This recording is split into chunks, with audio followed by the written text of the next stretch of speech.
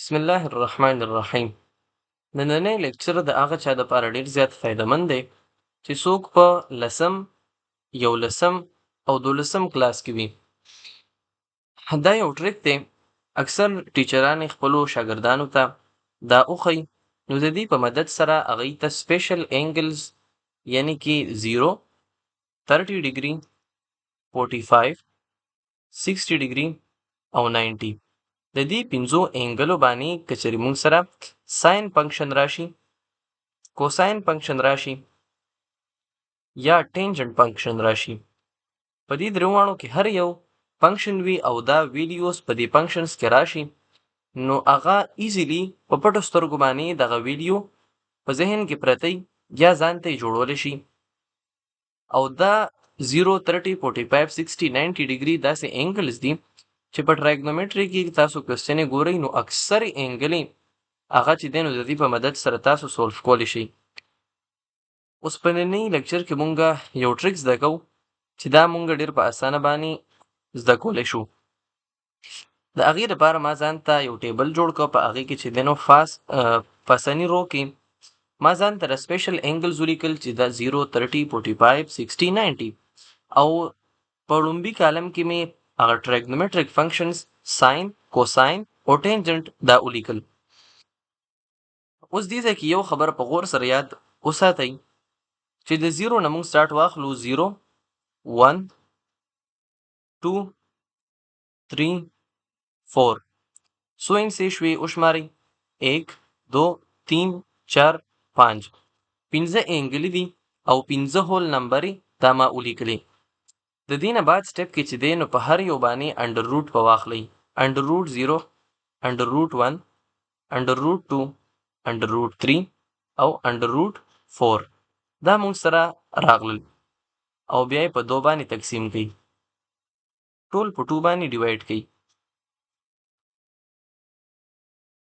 دا اوس د دې نه بعد به مونږ سره ویلیوز راځي چې کله زه انډر روټ باندې 0 باندې انډر روټ راشي نو دا 0 راځي، چې کله 2 باندې 0 ډیوایډ کړي نو د دې مونږ سره 0 راشي. انډر روټ 1 مونږ سره اګین د 1 برابر دی، ډیوایډ بای 2 به راشي. انډر روټ 2 بای 2 دی. اوس د دې سمپلیفیکیشن بعضې کسان هغې کې کنفیوز شي چې یار دا څنګه انډر روټ 2 بای 2 دی، نو د دې په ځای زه لیکلی شم 1 اوور انډر روټ 2. هغه څنګه نو دې ته ګورئ، دې ځای کې دا زه سمپلیفای کوم. انډر روټ 2 مونږ سره پاس راغلی دی، لاندې مونږ سره دی 2، دا 2 زه لیکلی شم انډر روټ 2 ملټیپلای انډر روټ 2. د دې په ځای انډر روټ 2 انډر روټ 2 لاندې که چېرې زه دې باندې سکویر واخلم که نه نو سکویر روټ کینسل کېږي او واپس ترې نه 2 پاتې کېږي.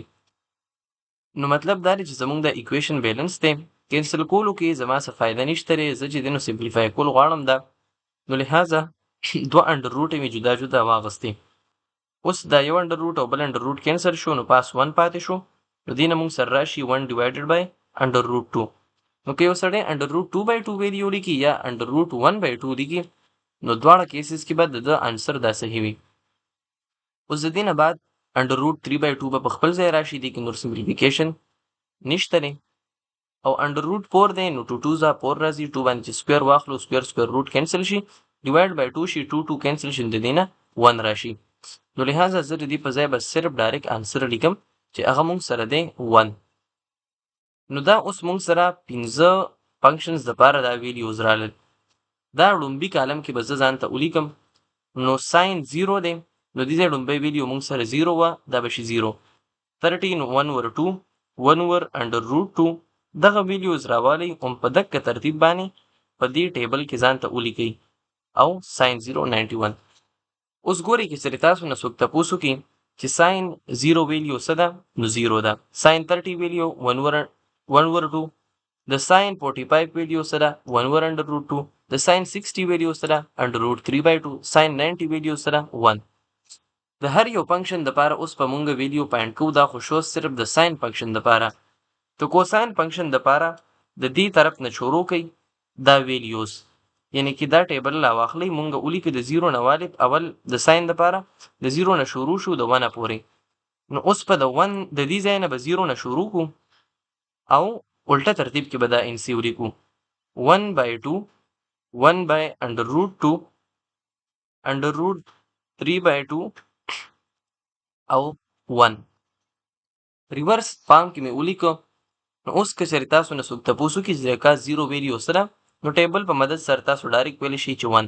دغه شان کاس 45 چې دی نو 1 اوور انډر روټ 2 او کاس 90 چې دی نو هغه موږ سره د 0 برابر دی چې کله په 90 کوساین فنکشن راشي.